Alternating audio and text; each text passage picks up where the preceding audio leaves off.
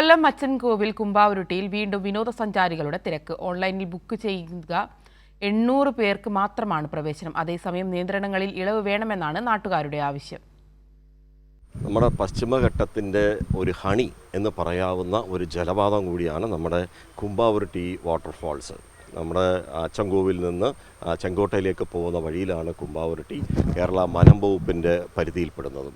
ഒരു ദിവസം 800 പേർക്ക് മാത്രമാണ് ഇവിടെ പ്രവേശനം. ചെറിയ ഇളവുകൾ അനുവദിക്കുമെങ്കിലും അത് കൂടുതൽ സുരക്ഷാ കാരണങ്ങളാൽ അനുവദിക്കുന്നില്ല. പക്ഷേ അത് പലതരത്തിലുള്ള ആക്ഷേപങ്ങൾ കൂടി വഴിവെക്കുകയാണ്.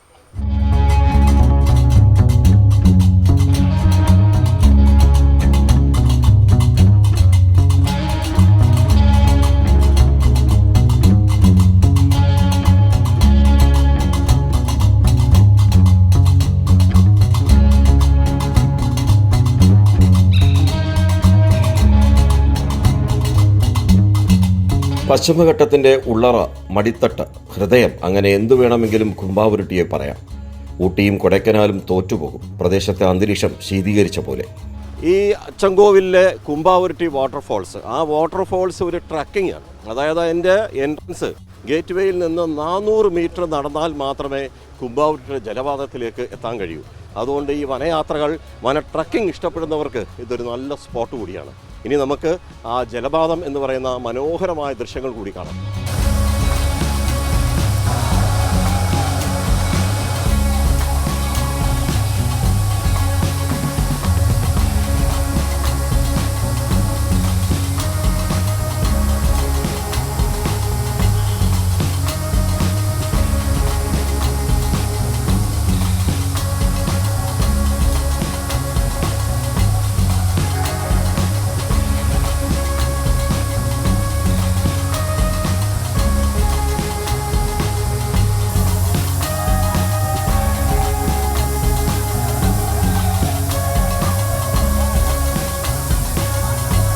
നാനൂറ് മീറ്റർ ദൂരം ട്രക്കിംഗ് നടത്തിയാൽ സുന്ദരിയായ കുമ്പാവുരുട്ടിയെ തൊട്ടറിയാം, കണ്ടറിയാം.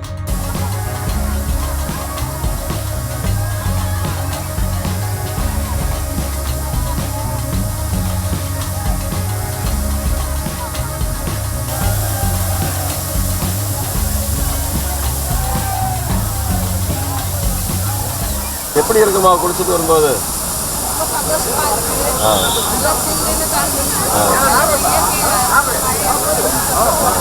எப்படி இருக்குமா?